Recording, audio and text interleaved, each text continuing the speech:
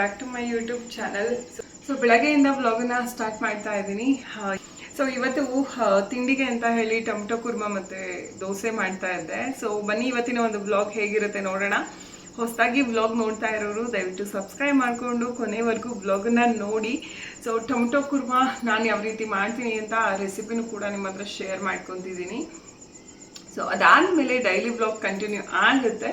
So ಬನ್ನಿ ಹಾಗಿದ್ರೆ ಇವತ್ತಿನ ಒಂದು ಬ್ಲಾಗ್ ಹೇಗಿರುತ್ತೆ ನೋಡೋಣ. ಇದರ ರೆಸಿಪಿನ ನಾನು ಆಲ್ರೆಡಿ ಶಾರ್ಟ್ಸು ಒಂದು ಮಾಡಿ ಹಾಕಿದ್ದೆ, ಅದರಲ್ಲಿ ಶೇರ್ ಮಾಡಿದ್ದೀನಿ. ಸೊ ನಿಮಗೂ ಏನಾದರೂ ಇಂಟ್ರೆಸ್ಟ್ ಇತ್ತು, ನಾವು ಕೂಡ ಟೊಮೆಟೊ ಕುರ್ಮಾ ಮಾಡಬೇಕು ಅಂತ ಅಂದರೆ ತುಂಬ ಸಿಂಪಲ್ಲಾಗಿ, ಆದರೆ ಟೈಮ್ ಹಿಡಿಯುತ್ತೆ. ಇಂಗ್ರೀಡಿಯೆಂಟ್ಸ್ ತುಂಬ ಬೇಕಾಗಿಲ್ಲ, ಇದಕ್ಕೆ ಟೈಮ್ ಬೇಕಾಗುತ್ತೆ ಅಷ್ಟೇ. ಇದಕ್ಕೆ ಎಲ್ಲನೂ ಕೂಡ ಬೇಯೋದಕ್ಕೆ ಟೈಮ್ ಬೇಕಾಗುತ್ತೆ. ಸೊ ತುಂಬ ಲಾಸ್ಟ್ ಫೈನಲಾಗಿ ಮಾತ್ರ ಸಿಕ್ಕಾಪಟ್ಟೆ ಟೇಸ್ಟಿಯಾಗಿರುತ್ತೆ. ನಾನಿದು 4th 5th ಟೈಮ್ ಏನೋ ಮಾಡ್ತಾ ಇರೋದು. ಬರೀ ದೋಸೆ ಮಾಡಿದ್ರೆ, ಚಪಾತಿ ಮಾಡಿದ್ರೆ, ಹಾಗೆ ರೊಟ್ಟಿ ಮಾಡಿದ್ರೆ ಯಾವಾಗಲೂ ನಮ್ಮ ಮನೆಯಲ್ಲಿ ಇದನ್ನೇ ಕೇಳ್ತಾರೆ. ಹಾಗಂತ ಯಾವಾಗಲೂ ಮಾಡೋಲ್ಲ. ಸೊ ಬೇರೆ ತರಕಾರಿಗಳನ್ನ ಹಾಕಿ ಒಂದಿನ ಪಲ್ಯ ಮಾಡಿರ್ತೀನಿ. ಇನ್ನು ನೆಕ್ಸ್ಟ್ ಡೇ ಅಂದರೆ ನೆಕ್ಸ್ಟ್ ವೀಕು ಟೊಮೆಟೊ ಕುರ್ಮಾ ಮಾಡ್ಕೊತೀನಿ. 15 ಡೇಸ್ಗೆ ಒಂದ್ಸರಿ ಈ ರೀತಿ ಮಾಡ್ಕೊತಾ ಇರ್ತೀನಿ. ಬಟ್ ತುಂಬಾ ಚೆನ್ನಾಗಿರುತ್ತೆ ಟೇಸ್ಟ್ ಅಂತೂ. ಸೊ ನಮ್ಮ ಮನೇಲಿ ಎಲ್ಲರಿಗೂ ಕೂಡ ಇಷ್ಟ ಆಗಿನೇ. ಮತ್ತು ಮನೆಯಲ್ಲಿ ಏನಾದರೂ ತರಕಾರಿಗಳಿಲ್ಲ ಅಂತ ಅಂದಾಗ ಬರೀ ಟೊಮೊಟೊ ಈರುಳ್ಳಿ ಇದೆ ಅಂದರೆ ಸಾಕು, ಆರಾಮಾಗಿ ಆಗಿಬಿಡುತ್ತೆ ಟೊಮೊಟೊ ಕುರ್ಮಾ, ಅಷ್ಟು ಚೆನ್ನಾಗಿರುತ್ತೆ. ಸೊ ಇದು ಹಳೇದು ವಿಡಿಯೋ ನಾನು ಮಾಡಿ ಇಟ್ಕೊಂಡಿದ್ದೆ, ಅದನ್ನು ಕೂಡ ಈ ಒಂದು ಲಾಂಗ್ ವಿಡಿಯೋದಲ್ಲಿ ಶೇರ್ ಮಾಡ್ಕೊತಾ ಇದ್ದೀನಿ.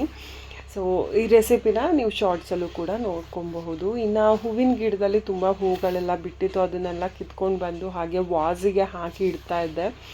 ಅಲ್ಲೇ ಬಿಟ್ಟರೆ ಬಂದು ಕೇಳ್ತಾ ಇರ್ತಾರೆ ಹೂ ಕೊಡು ಅಂತ ಹೇಳಿಬಿಟ್ಟು. ನನಗೆ ಬೇರೆಯವ್ರಿಗೆ ಕೊಡೋದಕ್ಕೆ ಇಷ್ಟ ಆಗಲ್ಲ. ಅದೇ ನಾವು ಕಿತ್ಕೊಂಡು ದೇವ್ರಿಗೆ ಮಾಡಿಸ್ಬೇಕು ಅಂತ ಅಂದಾಗ ಖುಷಿಯಿಂದ ಕೀಳ್ತೀನಿ. ನನಗೆ ಕೀಳೋದಕ್ಕೆ ಮನಸ್ಸು ಬರೋದಿಲ್ಲ. ಬಟ್ ದೇವ್ರಿಗೆ ಮಾಡಿಸ್ತೀವಿ ಅಂತ ಅಂದಾಗ ಆರಾಮಾಗಿ ಕಿತ್ಬಿಡ್ತೀನಿ. ಬಟ್ ಈ ರೀತಿ ಸುಮ್ಮನೆ ವಾಸ್ಗೆ ಹಾಕೋದು, ಅದನ್ನು ಒಣಗಿಸ್ಬಿಟ್ಟು ಎಸೆಯೋದು ಅಂದರೆ ಬೇಜಾರಾಗುತ್ತೆ. ಅದಕ್ಕೆ ಅಂತ ಹೇಳಿ ಹಾಗೆ ಬಿಟ್ಟಿದ್ದೆ. ಬಟ್ ಕೇಳಿದ್ರು ಅಂದ್ಬಿಟ್ಟು ನಾನೇ ಕಿತ್ಕೊಂಡು ಬಂದುಬಿಟ್ಟೆ. ಅದು ತುಂಬ ಅಂದರೆ ವೈಟ್ ಆ್ಯಂಡ್ ಪಿಂಕ್ ಕಲರ್ದು ಏನು ಫ್ಲವರ್ ಇದೆ, ಅದು ಸಿಕ್ಕಾಪಟ್ಟೆ ಇಷ್ಟ ನನಗಂತೂ. ಇನ್ನು ಮಗನಿಗೆ ಆಲ್ರೆಡಿ ಟೈಮ್ ಆಗಿಬಿಟ್ಟಿತ್ತು, ಅವನು ಇಲ್ಲೇ ತಿನ್ನೋದಕ್ಕಾಗಲ್ಲ. ನನಗೆ ಟೊಮೆಟೊ ಕುರ್ಮಾ ಮಾಡೋದಕ್ಕೆ ತುಂಬ ಟೈಮ್ ಬೇಕು. ಸೊ ನಾನು ಹಾಲೆಲ್ಲ ಕರೆದು ಹೊರಗಡೆ ಕೆಲಸ ಮುಗಿಸ್ಕೊಂಡು ಬಂದು ಮಾಡೋದ್ರೊಳಗೆ ಲೇಟ್ ಆಗಿಬಿಡ್ತು. ಬಸ್ಸಲ್ಲೇ ತಿನ್ಕೊತೀನಿ ಅಮ್ಮ ಅಂತ ಹೇಳ್ದೆ, ಅವನಿಗೆ ಕೊಟ್ಟು ಕಳಿಸ್ದೆ. ಇನ್ನು ನಾನು ವೇಸ್ಟ್ ಮಾಡೋದಕ್ಕೆ ಹೋಗಲ್ಲ, ಯಾರ ಮನೇಲೂ ಕೂಡ ವೇಸ್ಟ್ ಮಾಡೋದಕ್ಕೆ ಹೋಗಲ್ಲ. ದೋಸೆ ಹಿಟ್ಟನ್ನ ನಾನು ಬರೀ ಅಕ್ಕಿ ಮತ್ತು ಉದ್ದಿನಬೇಳೆ ಎರಡನ್ನೇ ಹಾಕಲ್ಲ. ಇದ್ರ ಜೊತೆಗೆ ರಾಗಿ, ಮೆಂತ್ಯ, ಹೆಸರು ಕಾಳು, ಕಡಲೆಕಾಳು ಇಷ್ಟನ್ನು ಕೂಡ ಹಾಕ್ತೀನಿ ಇದ್ರ ಜೊತೆಗೆ. ಸೊ ಇವೆಲ್ಲದರಲ್ಲೂ ಕೂಡ ಒಂದು ಒಳ್ಳೆ ಹೆಲ್ತಿ ಫುಡ್ ಅಂತಲೇ ಹೇಳ್ಬೋದು. ಕಾಳುಗಳೆಲ್ಲವೂ ಕೂಡ ದೋಸೆ ಮಾಡಬೇಕಾದ್ರೆ ಅದ್ರ ಜೊತೆಗೆ ಇದನ್ನು ಹಾಕೋದ್ರಿಂದ, ಇವೆಲ್ಲ ಹಾಕೋದ್ರಿಂದ ಮಕ್ಳುಗಳಿಗೆ ಗೊತ್ತೂ ಆಗೋದಿಲ್ಲ. ಅವ್ರಿಗೆ ಬರೀ ಹೆಸರು ಕಾಳು ದೋಸೆ ಕೊಡ್ತೀನಿ ಅಂದರೆ ಯಪ್ಪ ಏನು ಹಿಂಗಿದೆ ಏನು ಅಂತ ಹೇಳ್ತಾರೆ. ಮೆಂತ್ಯದ ದೋಸೆನೂ ಕೂಡ ತಿನ್ನಲ್ಲ ಮಕ್ಳುಗಳಿಗೆ, ಕೈ ಇರುತ್ತೆ ಅಂತ ಹೇಳ್ಬಿಟ್ಟು. ಎಲ್ಲ ಥರನೂ ಒಂದು ಸ್ವಲ್ಪ ಹಾಕಿ ದೋಸೆಗೆ ಮಾಡಿದ್ರೆ ತುಂಬಾ ಟೇಸ್ಟಿಯಾಗಿರುತ್ತೆ. ಮತ್ತು ಅವರು ಸುಮ್ಮನೆ ತಿಂತಾರೆ. ಹೆಲ್ತಿಗೆ ತುಂಬ ಒಳ್ಳೆಯದು. ಈ ರೀತಿ ಎಲ್ಲನೂ ಕೂಡ ಹಾಕಿಬಿಟ್ಟು ನೀವು ಒಂದು ಸಲ ಟ್ರೈ ಮಾಡಿ, ತುಂಬಾ ಚೆನ್ನಾಗಿರುತ್ತೆ. ಸೊ ಇನ್ನು ನೆಕ್ಸ್ಟ್ ಡೇ ಗುರುವಾರ ತುಂಬ ಕೆಲಸಗಳಂತೂ ಇತ್ತು. ಈಗ ವಾರ ಮಾಡೋದಿದೆ ಅಲ್ವಾ ಅವತ್ತು. ಸೊ ಬೇಗ ಮನೆಯೆಲ್ಲ ಕಸ ಗುಡಿಸ್ಕೊಂಡು ಒರೆಸ್ಕೊಂಡೆ. ಬಟ್ ಟೈಮ್ ಆಗಿತ್ತು. ನಾನು ಆಲ್ರೆಡಿ ಮನೆಯೆಲ್ಲ ಒರೆಸಿ ಇದೆಲ್ಲ ಮುಗಿಸೋದ್ರೊಳಗೆ ಒಂದು 8:30 8:45 ಮುಗಿಸ್ಕೊಂಡೆ. ತಿಂಡಿ ತಿಂದ್ಬಿಟ್ಟು ಸ್ನಾನಕ್ಕೆ ಹೋಗೋಣ ಅನ್ನೋಷ್ಟರಲ್ಲಿ ಇನ್ನು ಕರೆಂಟ್ ಬಂತು. ಕೊಡ್ಕೆನೆಲ್ಲ ತೊಳೆಯೋಣ ಅಂತ ಹೇಳಿಬಿಟ್ಟು ಆ ಸೈಡ್ ಹೋದೆ, ಲೇಟ್ ಆಯಿತು. ಇವಾಗ ಸ್ನಾನ ಎಲ್ಲ ಮುಗಿಸಿ ಬಂದೆ. ಟೈಮ್ ಆಲೇ 12 ಗಂಟೆ ಆಗಿದೆ. ಸೊ ಇಷ್ಟು ಲೇಟ್ ಆಯಿತು ಇವತ್ತು ವಾರ ಮಾಡೋದು. ಒಳಗೆ ದೀಪ ಹಚ್ಚುತ್ತೀನಿ, ಸದ್ಯಕ್ಕೆ ಆಚೆಗೆ ಸಾಯಂಕಾಲ ಹಚ್ಚೋದಾಯಿತು ಅಂತ ಹೇಳಿಬಿಟ್ಟು. ಸೊ ಮನೆಯವರು ಒಬ್ಬರೇ ಇದ್ರಲ್ವ, ಅವರೊಬ್ರಿಗೆ ರಿಸ್ಕ್ ಆಗುತ್ತೆ ಅಂತ ಹೇಳಿ ನಾನು ಸ್ವಲ್ಪ ಹಸುಗಳಿಗೆಲ್ಲ ಮೇವು ಹಾಕೋದು, ಕೊಡ್ಕೆನೆಲ್ಲ ಸರ್ವಿಸ್ ಮೋಟ್ರಲ್ಲಿ ತೊಳಿತಾ ಇದೆ. ಸರ್ವಿಸ್ ಮೋಟ್ರಲ್ಲಿ ತೊಳೆಯೋದಕ್ಕೆ ಒಂಥರ ಖುಷಿ ಆಗುತ್ತೆ. ಸೊ ಹಾಗಾಗಿ ಸರ್ವಿಸ್ ಮೋಟರಲ್ಲಿ ತೊಳಿತಾ ಇದ್ದೆ.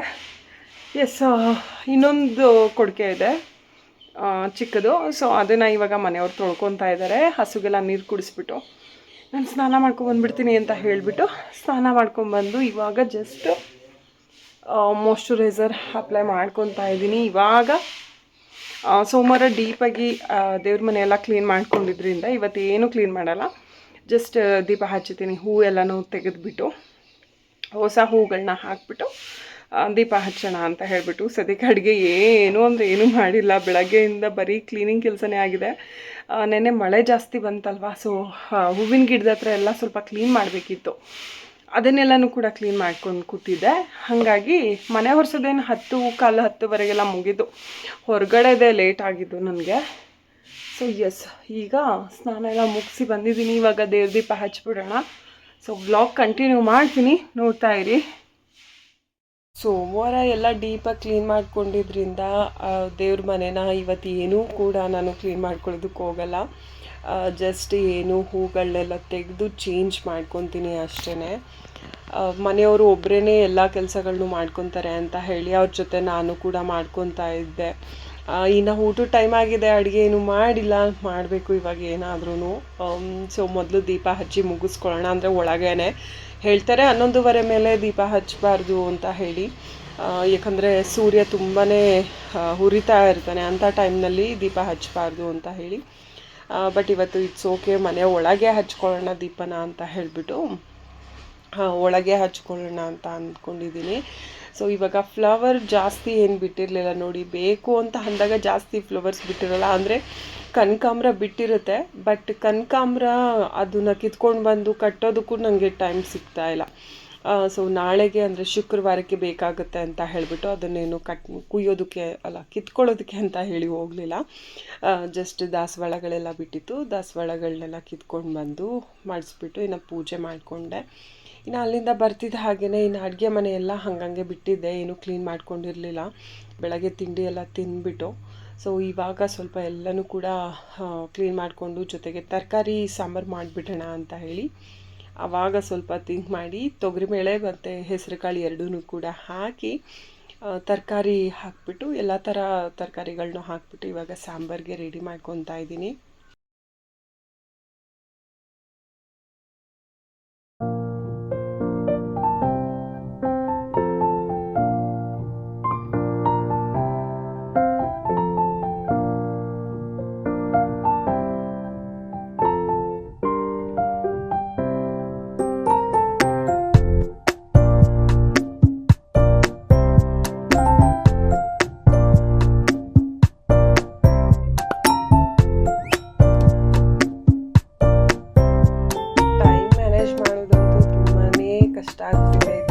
ಬೆಳಗ್ಗೆ 4:15 ಗಂಟೆಗೆಲ್ಲ ಎದ್ದು ಕೆಲಸ ಮಾಡೋದಕ್ಕೆ ಶುರು ಮಾಡಿದ್ರೆ ಅದು ವಾರದ ದಿನ ಅಂತೂ ತುಂಬಾ ಸ್ಟ್ರೆಸ್ ಆಗಿಬಿಡುತ್ತೆ ನನಗಂತೂ.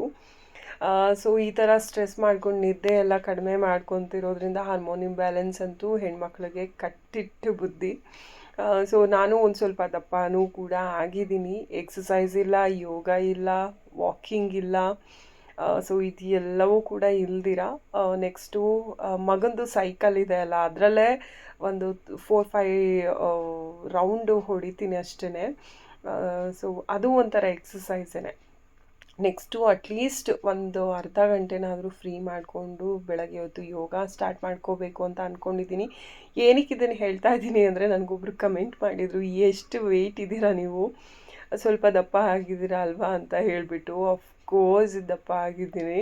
ಯಾಕೆ ಅಂತ ನಿಮಗೂ ಗೊತ್ತಿರುತ್ತೆ. ಇವಾಗ ಹಸುಗಳೆಲ್ಲ ತೊಗೊಂಡು ಬಂದಿದ್ದೀವಿ, ಹಸುಗಳಿದ್ದವ್ರಿಗೆ ಗೊತ್ತು ಕಷ್ಟ.